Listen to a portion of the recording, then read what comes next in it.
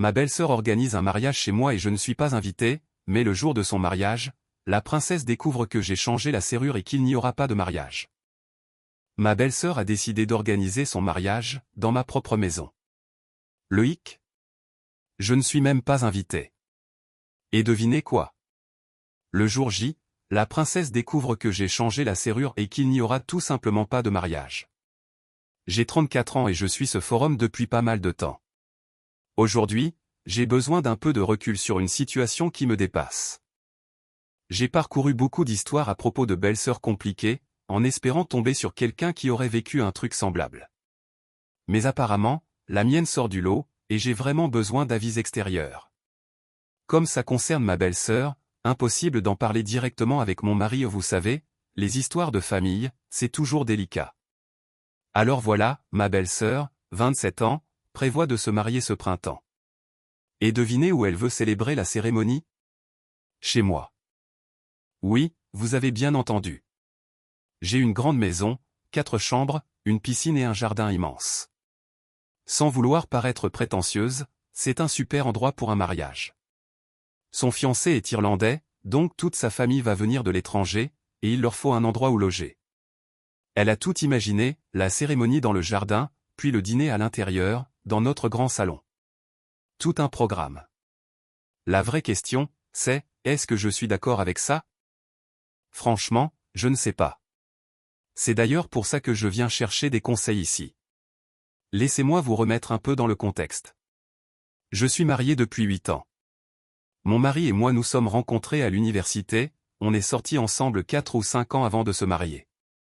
Il ne vient pas d'une famille aisée, mais c'est un gars courageux, débrouillard et bosseur.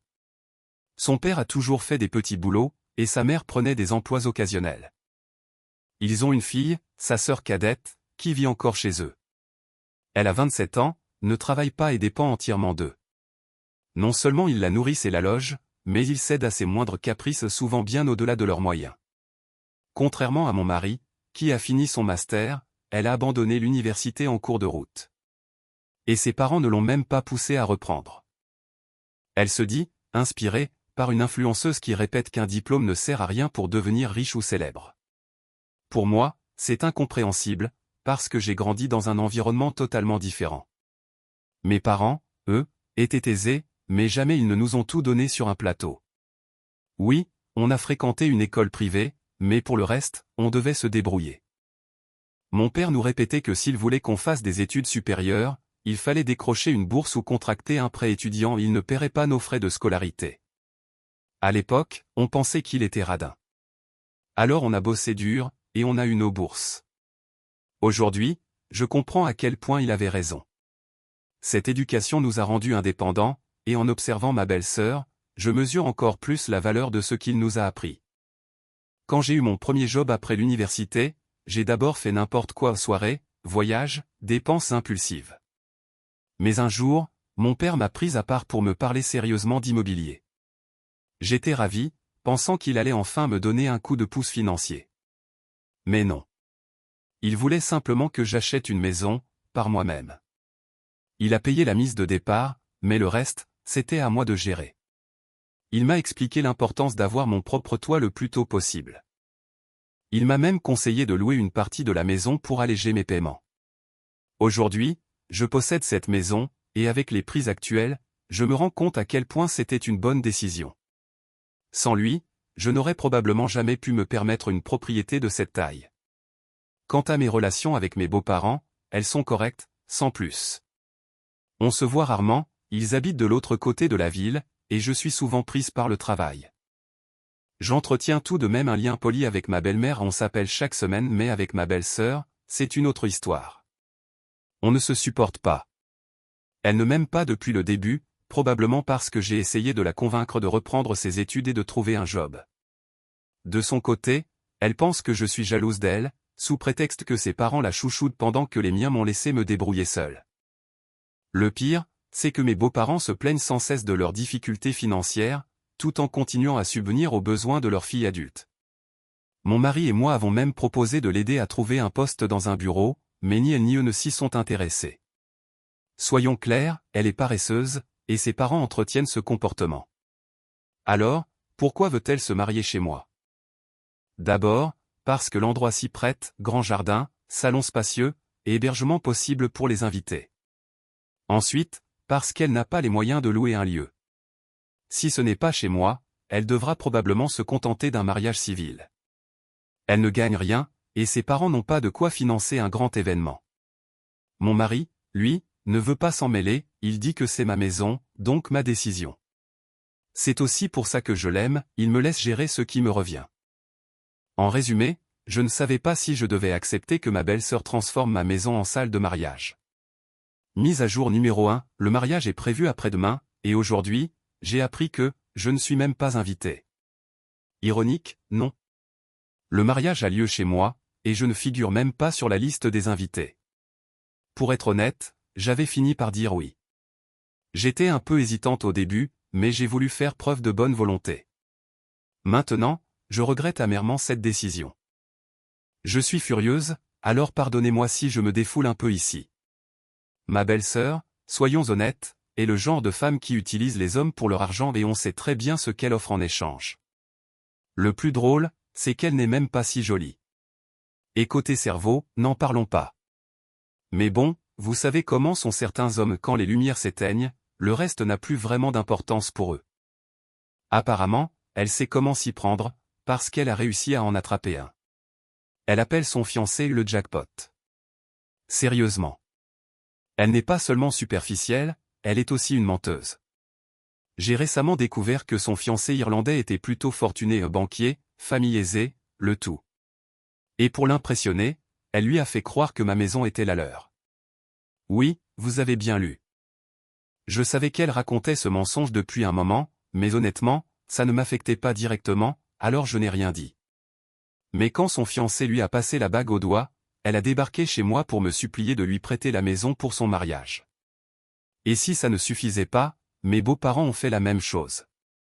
Ils m'ont expliqué que, si je refusais, ils seraient obligés de contracter un prêt pour payer la cérémonie. Je leur ai demandé pourquoi le fiancé ne pouvait pas s'en charger, c'est quand même son mariage, non? Ils m'ont répondu que, traditionnellement, ce sont les parents de la mariée qui paient. Et apparemment, chez les Irlandais, c'est encore plus strict. Ne me citez pas là-dessus, c'est ce qu'ils m'ont dit, pas moi. Mais le pire, c'est qu'elle avait déjà fanfaronné auprès de son fiancé et de sa belle famille en disant qu'ils avaient une grande maison parfaite pour accueillir un mariage. J'ai ri en me disant, et si je dis non? Sérieusement, elle aurait peut-être dû m'en parler avant de leur promettre quoi que ce soit. Mes beaux-parents m'ont alors supplié de préserver leur réputation. J'ai fini par leur dire que j'allais le faire, mais qu'ils auraient dû faire un meilleur travail en élevant leur fille. Oui, je ne prends pas de pincettes, et c'est probablement pour ça qu'ils me trouvent arrogante. Ce qu'ils ne comprennent pas, c'est que je dis ça parce que je tiens à eux enfin, un minimum. Et puis, bien sûr, ils ont continué à venir chez moi jusqu'à ce que je cède. À un moment, je me suis dit, bon, ce n'est que pour 2 jours, je vais survivre. Ah, et pour ceux qui se demanderaient si elle a proposé de payer un loyer pour tout ça, non. Pas un centime. Tout ça s'est passé il y a environ 3 mois, quand j'ai posté ma première histoire ici. Avançons un peu, il y a 2 jours, ma belle-sœur est arrivée chez moi avec mes beaux-parents et 2 types. J'étais au travail, mais j'ai tout vu grâce aux caméras de sécurité à détection de mouvement. Je l'ai appelée pour lui demander ce qui se passait, et elle m'a répondu calmement que ces gars étaient des organisateurs de mariage. Ils faisaient juste une visite des lieux pour planifier la cérémonie. Je lui ai simplement demandé de faire attention à mes affaires, et elle m'a assuré que tout serait respecté. Après avoir fini de payer mon hypothèque l'an dernier, j'avais libéré les 2 chambres d'amis à l'étage. J'avais même pris quelques jours de congé pour les préparer pour eux. C'est une grande maison, alors j'ai engagé une femme de ménage pour m'aider à tout nettoyer. Et ce matin-là à 6 heures pile ma belle-sœur a débarqué, pendant qu'on dormait encore. Elle devait partir pour son enterrement de vie de jeune fille dans la ville voisine, mais elle voulait vérifier que tout était prêt. Elle était toute souriante, ravie de voir que j'avais préparé 2 chambres et même loué une grande table à manger pour leur dîner. Puis elle a fait le tour de la maison, en mode guide touristique. Ces 2 chambres, ce sera pour mes beaux-parents. Maman et papa prendront votre chambre, et moi je prendrai celle avec le dressing. Waouh, j'ai tellement hâte de leur montrer ma grande maison avec toutes ces jolies choses. Ils vont être épatés. Je suis resté figé.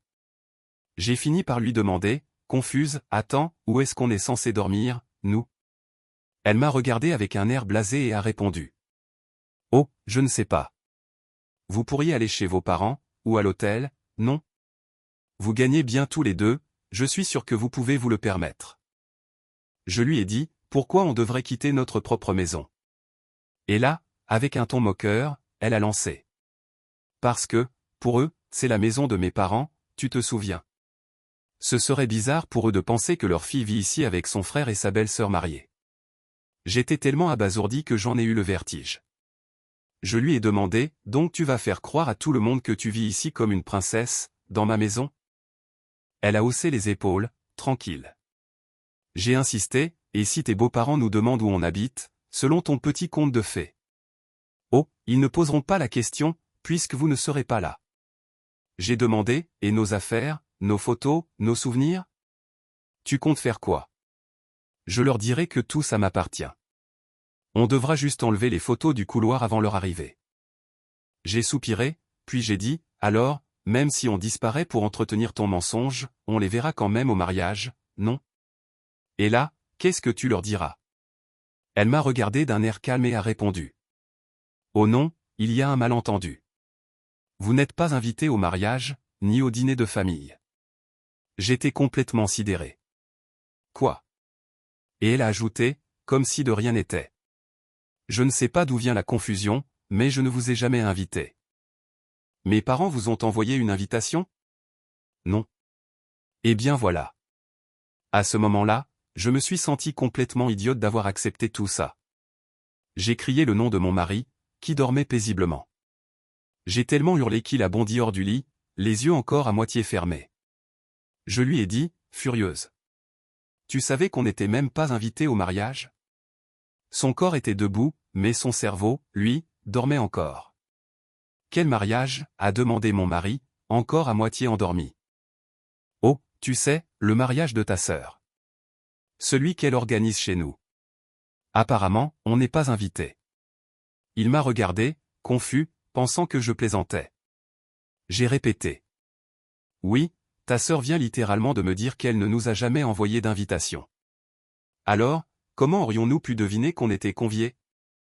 Il lui a fallu quelques minutes pour assimiler l'absurdité de la situation. Quand il a compris, il était horrifié. Sa sœur se mariait dans notre maison, et nous n'étions même pas sur la liste des invités. Et le plus fou? Ma belle-sœur a eu le culot de me dire.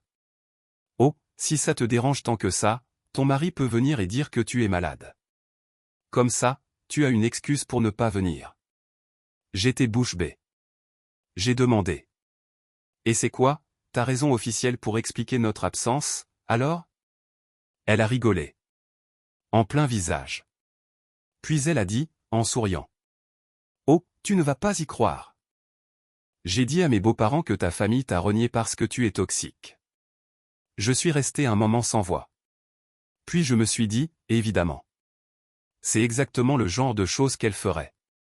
J'étais tellement en colère que je suis retourné dans ma chambre sans dire un mot. Parler avec elle ne servait plus à rien. Mon mari m'a suivi et m'a dit calmement que, quoi que je décide, il me soutiendrait. Mais j'étais trop furieuse pour réfléchir clairement.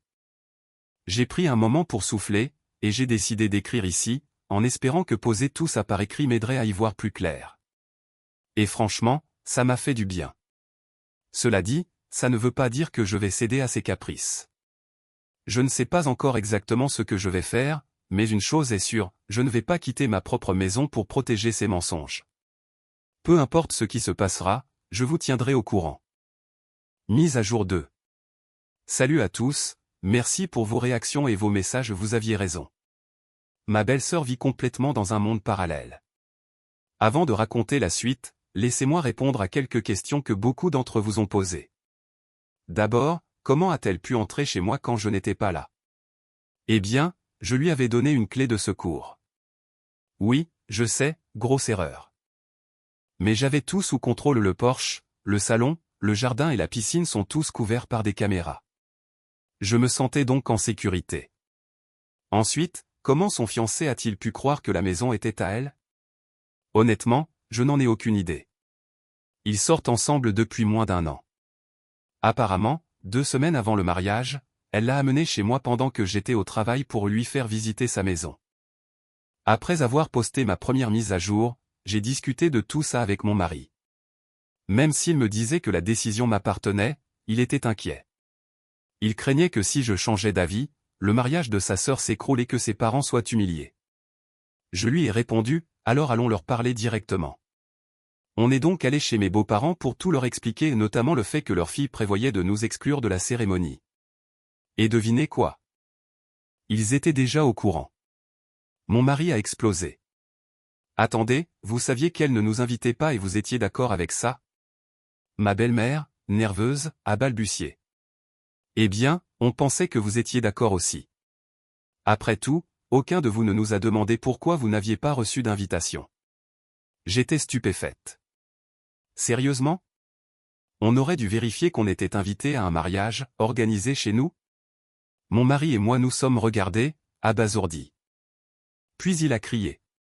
Vous réalisez que s'il y a un problème, il n'y aura tout simplement pas de mariage? Et si on disait la vérité à ses beaux-parents, hein? Ma belle-mère a paniqué et nous a supplié de ne pas faire ça. Mon beau-père, plus calme, a essayé de jouer les médiateurs.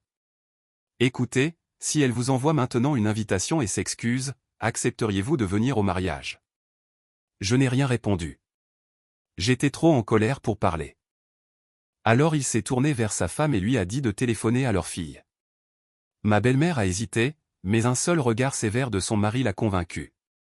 Elle a appelé, les mains tremblantes. Mon beau-père lui a dit de mettre le haut-parleur. Ma belle-sœur a décroché, apparemment en plein spa, et a râlé. Maman, tu m'interromps pendant ma séance de spa, qu'est-ce qu'il y a encore? Ma belle-mère a répondu doucement. C'est urgent. Ton père veut que tu invites ton frère et ta belle-sœur à ton mariage. Et là, la princesse a explosé. Quoi? Pas question que j'invite cette sorcière.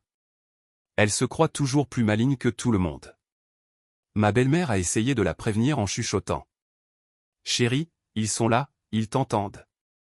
Mais c'était trop tard. Elle continuait à déblatérer.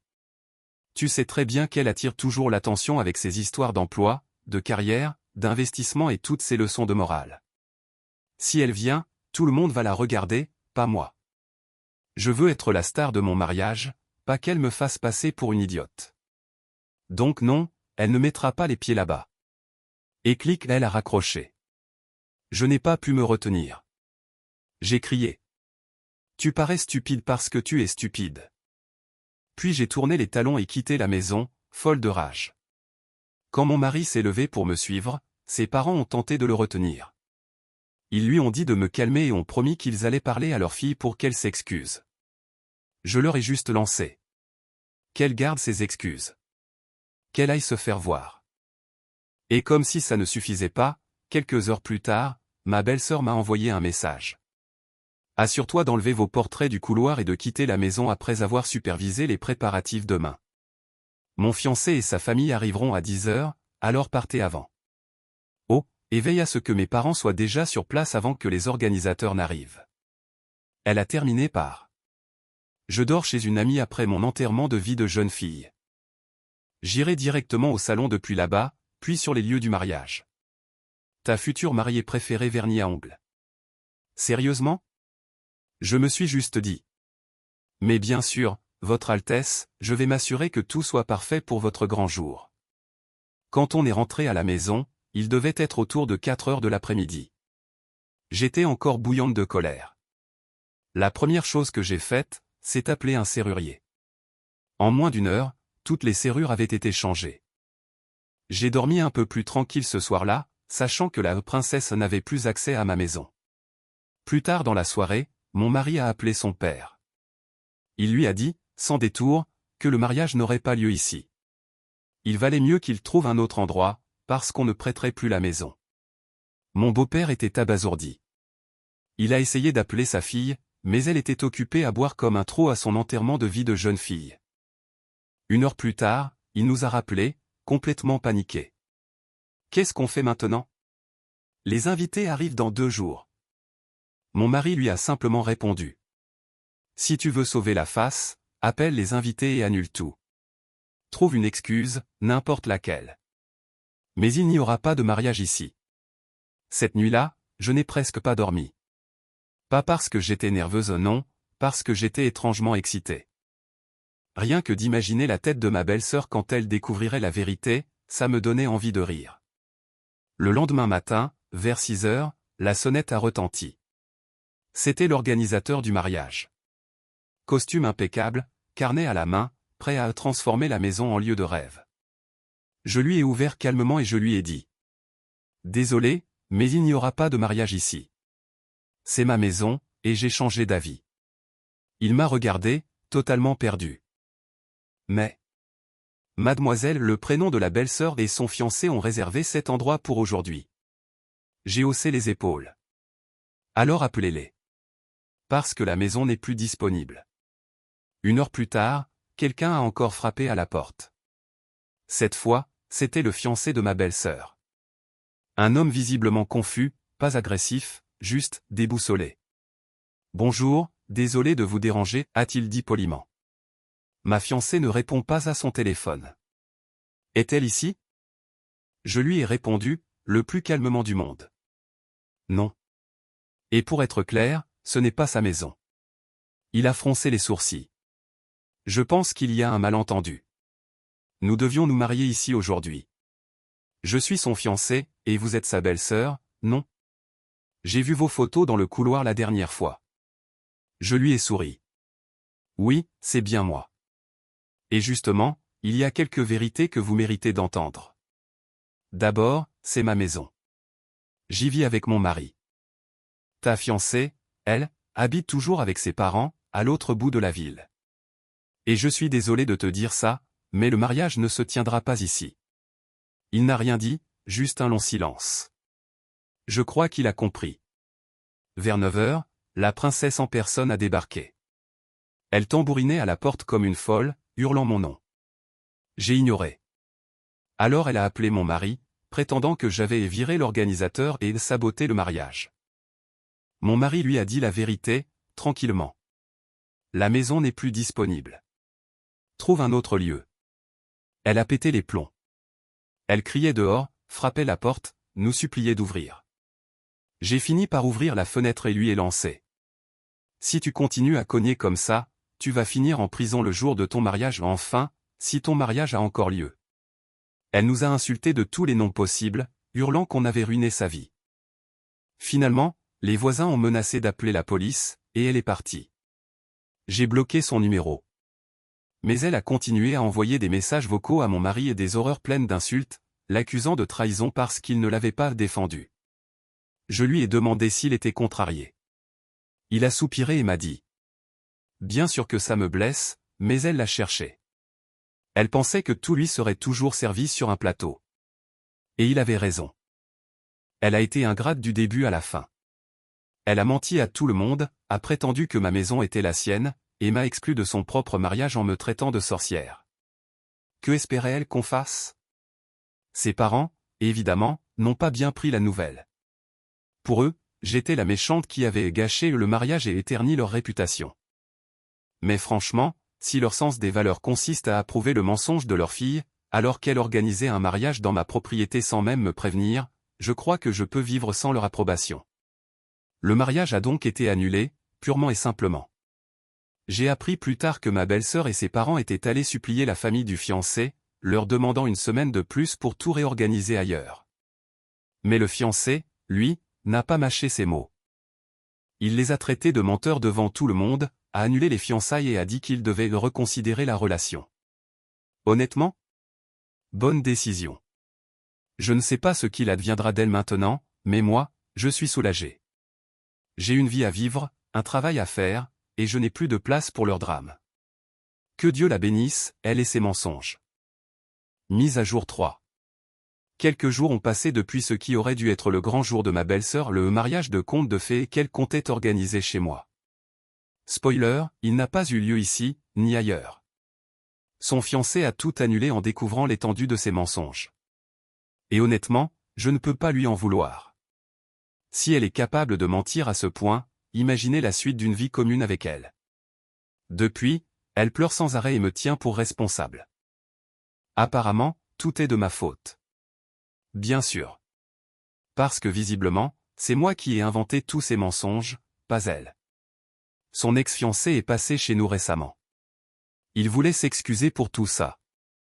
Je lui ai dit qu'il n'avait rien à se reprocher et il n'avait aucune idée de ce qu'elle faisait. J'ai même fini par m'excuser, moi aussi, de ne pas lui avoir parlé plus tôt. Mais soyons honnêtes, je ne le connaissais presque pas. Je n'avais même pas son numéro, ni son nom complet pour le chercher sur les réseaux. J'aurais aimé le prévenir, mais je n'avais aucun moyen de le faire. Quant à mes beaux-parents, ils n'ont pas changé. Ils appellent sans arrêt mon mari, pour me critiquer et lui reprocher de ne pas avoir su me contrôler. Il en a marre. Il pense à les bloquer, et franchement, je le comprends. Je reste en dehors de tout ça, c'est entre lui et eux. Mais pour ma part, j'ai tourné la page. J'espérais vraiment que ma dernière mise à jour serait la fin de cette histoire, parce que j'ai déjà perdu assez de temps et d'énergie avec leurs bêtises. Mais évidemment, elle ne pouvait pas s'en empêcher. Elle a encore trouvé le moyen de venir jusqu'à la maison, et de refaire une scène. C'était samedi matin, et j'étais chez moi en train de prendre mon petit déjeuner quand elle a frappé à la porte. Je pouvais dire que c'était elle parce que les coups étaient accompagnés de cris hystériques. Elle semblait possédée avec la façon dont elle hurlait, comme dans ces films d'horreur. Elle voulait me frapper, selon ce qu'elle disait, parce que j'avais ruiné son mariage et sa relation en étant une sorcière égoïste. Mon mari n'était pas à la maison parce qu'il était allé jouer au tennis avec un ami. Elle criait à tue-tête et frappait à la porte pendant que je sirotais mon café. Un voisin a tout entendu et a appelé la police. Il est également venu à ma porte pour s'assurer que j'allais bien et a dit à ma belle-sœur que la police était en route. Elle est finalement partie, mais la partie amusante, c'est qu'elle s'est enfuie comme une voleuse ou quelque chose du genre, car elle n'a pas de voiture et était venue ici en Uber, donc elle n'a pas eu le temps d'en commander un autre avant l'arrivée de la police. Puis j'ai ouvert la porte et j'ai parlé à mon voisin. Quand j'ai fini avec lui, la police est arrivée, et j'ai expliqué ce qui s'était passé. Puisqu'elle m'avait menacé de me frapper et que mon voisin est un témoin, plus les caméras, la police est allée chez mes beaux-parents pour la chercher. Maintenant, il est tard, et mes beaux-parents ont appelé mon mari pour lui dire ce que j'avais fait et crié encore un peu, mais mon mari a raccroché et les a bloqués. Je sais que beaucoup seront déçus parce que nous ne savons pas ce qui est arrivé à ma belle-sœur, car mes beaux-parents sont les seuls qui pourraient nous le dire, mais nous estimons tous les deux en avoir assez de tout le monde. Si elle finit en prison ou non, nous ne le savons pas, mais au moins, nous en avons fini avec cette famille.